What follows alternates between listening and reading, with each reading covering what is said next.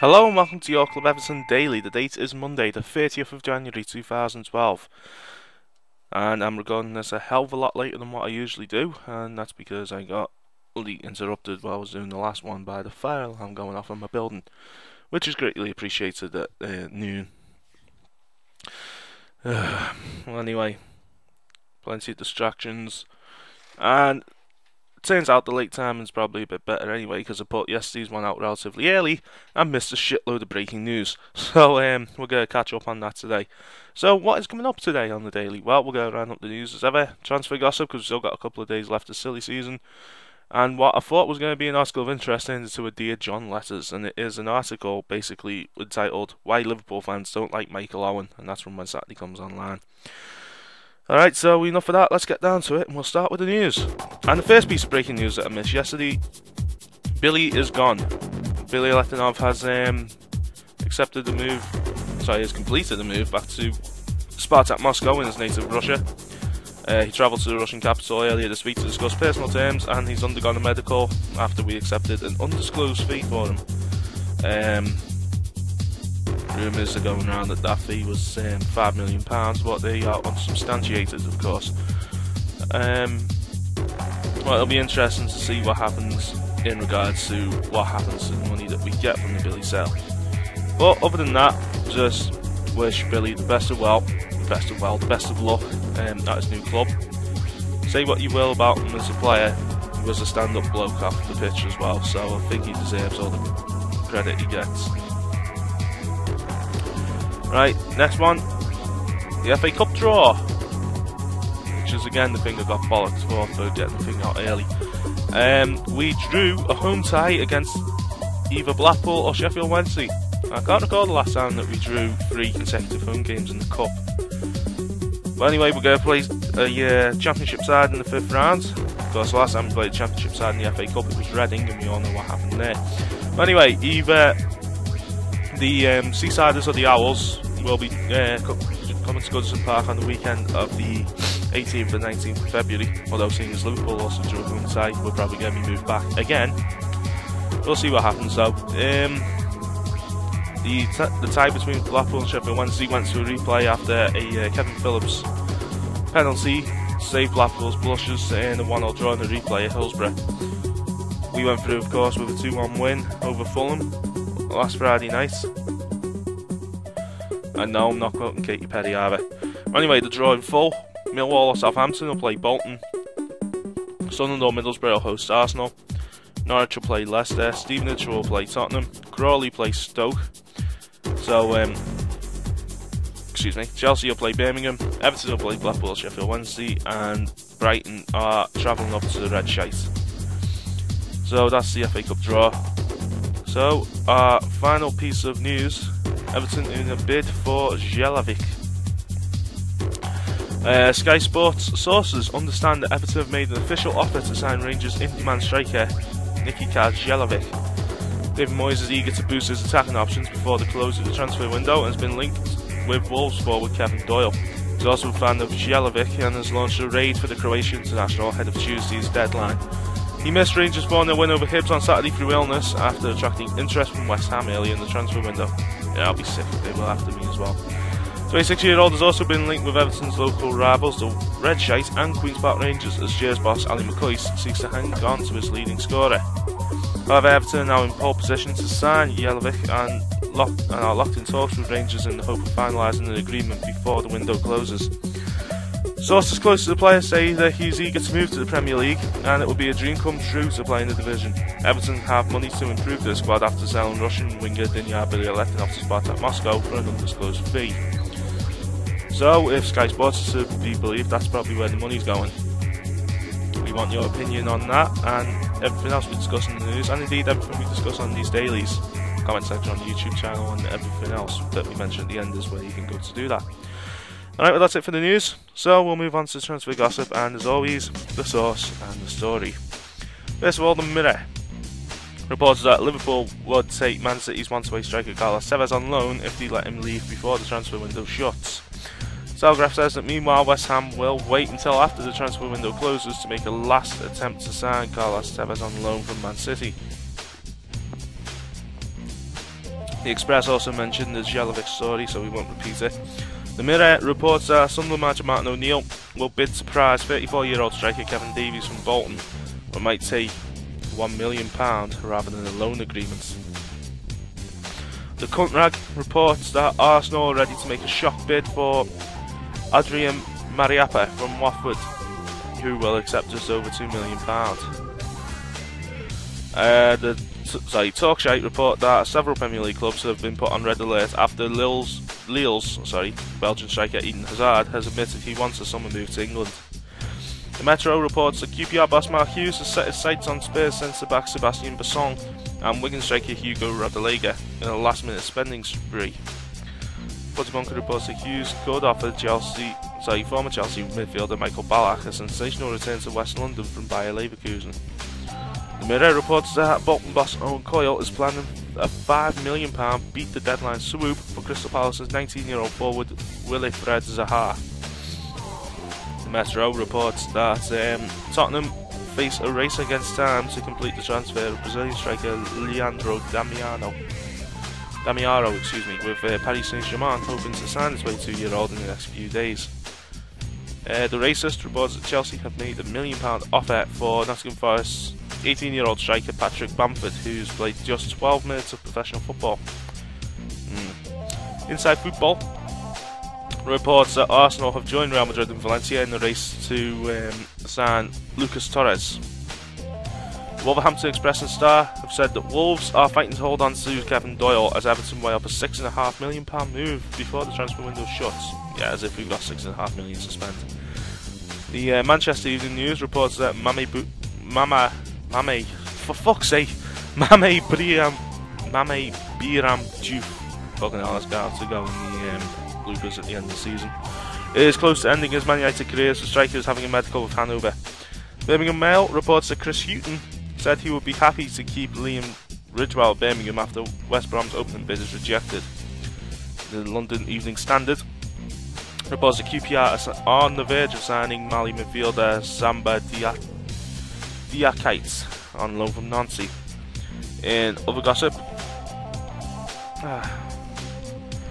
John Terry faces a second consecutive pre-match snub, with England colleague Rio Ferdinand, the brother of QPR's Anton, still deciding whether to shake his hand before Sunday's Manchester United-Chelsea Premier League clash, according to the Racist, ironically enough.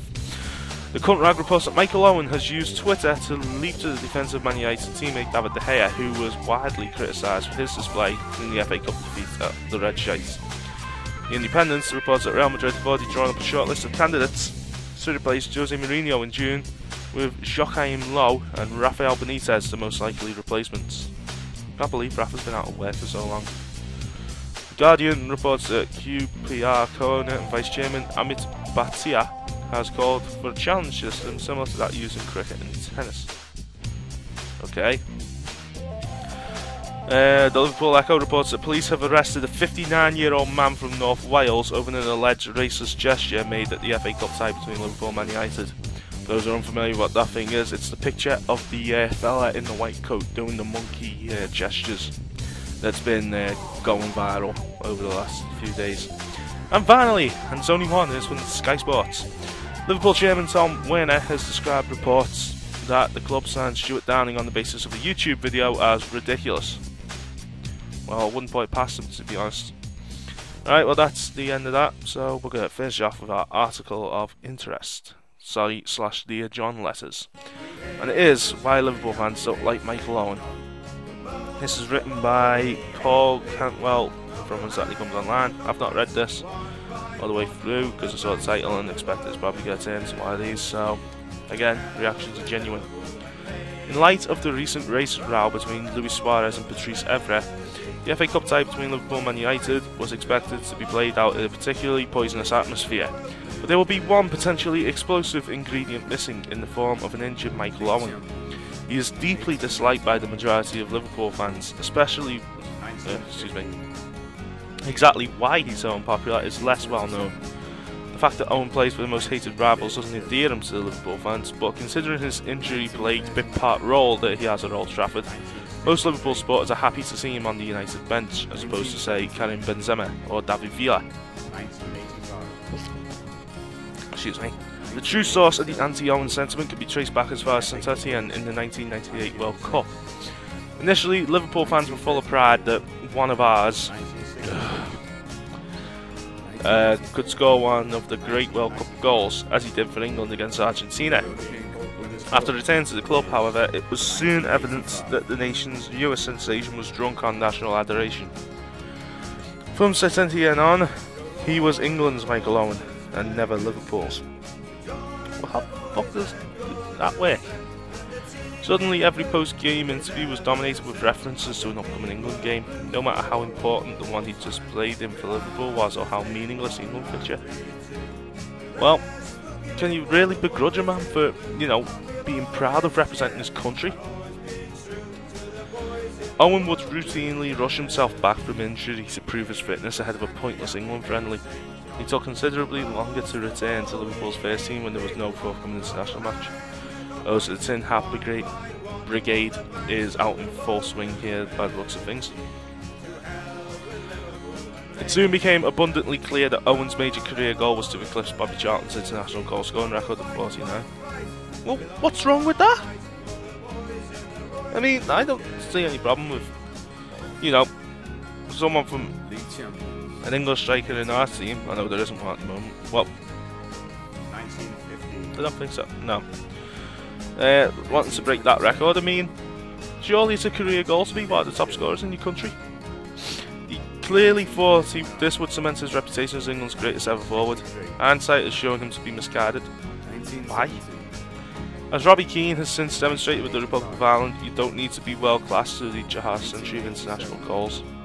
Willingness to turn up for games against San Marino, the Faroe Islands, Liechtenstein and the like will suffice. Well, again, that's just a point in Owen's favour, is it not? Owen's obsession with England only explains part of the old feel. Well, I still don't. That's not an argument, though. I mean, it's not as if he wasn't committed to Liverpool, or but he was just a case of, you know, he's just as proud. He's proud to represent his country. I don't see what's wrong with that. There's also the question of his personality. First came his covert attempts to oust crowd favourite Robbie Fowler by telling every interviewer he much preferred playing alongside non-scoring battering ram Emil Heskey. Well, players have their preferences. Just because he's a fan favourite doesn't exactly mean he gels well with a certain player, with every single player that you have. I mean, some systems work better with certain players playing in certain positions. Probably Fowler and Michael Owen probably didn't gel together as a strike partnership, whereas we know quite how it worked. I don't know, but the Heskey-Owen partnership actually was quite successful for what it was worth. His reasoning, one suspects, was that Fowler was both more popular with the fans and also better all-round footballer. The delusion knows no bounds. It really doesn't. I mean, obviously sticking up for the favourites, but just to the point of telling blatant lies.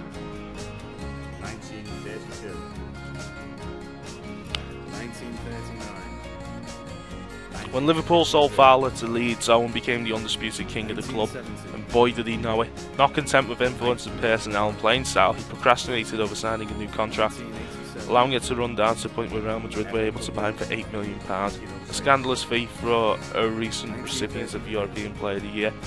The fact that Owen had explicitly promised not to allow the scenario to occur made his actions all the more galling. Well, first of all, that season, Houllier was basically treading on eggshells for the majority of the season, so he probably wasn't allowed to conduct business like that because he was more concerned with sorting his team out. Secondly, Benitez more or less made it plain when he came in that he didn't want Owen in a setup. So that's why he's ended up in the situation you were in. I love this how no matter what the topic is, it's always the other person's fault. It's never Liverpool's fault. They're blameless in their own eyes. Deluded knobends. Any lingering doubts about where ambition and money came in the Owen pecking order were extinguished upon his return to English football. He chose to play for Newcastle United, a circus show at the time, over newly crowned European champions Liverpool. Unable to match Newcastle's wages, all Liverpool could offer was the chance to play Champions League football with a new manager. Excuse me. They went on to win last season's FA Cup, reach another European Cup final the following season, and play Champions League football in every year of Rafa Benitez's reign, unlike Newcastle. 1915. It's basically the bitter that they wouldn't pull the finger out to sign him. 1932. I mean, at the end of the day, Owen was in the was starting to reach the twilight ages of his career when he was coming back to England. 1985. Surely he'd want the best package deal available to him. At that point, you know, you've established yourself, you've earned the right to, you know, reap the benefits of your talent and your skill and your ability. Anyway, just to close it off, herein lies the one saving grace of Owen, the amount of shite and fraud that he affords Liverpool fans. His career has never reached the peaks it did at Anfield. While he was on the bench at the Bernabeu, Liverpool were busy winning the greatest prize in club football. Contrary to Owen's clearly held belief, it turned out he wasn't bigger than the club after all. You bitter twats! I mean, they are the most despicable football fans in the world. I mean, just going out of the way to rub failure in an ex-player's face. It's just disgusting. The fans are just a joke. They're an embarrassment. Anyway, I've had enough of that, and I think that's about enough for today's daily as well. So, thanks a lot for listening to my inane ramblings and rants. But before we let you go, we'll let you know how you can get in touch with us on social media. We are on Facebook, Twitter, Google+, and the like. All the links to that are in the description. If you're on iTunes, click the I button. The links will be there. You can just copy and paste into your browser. Don't forget to subscribe to us on iTunes. Club Everton Radio in the iTunes store. Search for us there. Don't forget to subscribe to our YouTube channel to get the dailies first. And finally, we'll remind you to vote for the Faltonians for the Shorty Award. Again, the link is on the website under the Faltonians article. And we'd like to remind you that Club Everton Dailies are brought to you by Hans Tours, the official travel partner of clubeverton.co.uk. Visit hanstours.co.uk for more information, or give Hannah a ring on 077 521 21395. Alright, well, thank you very much for listening, and we'll see you again tomorrow.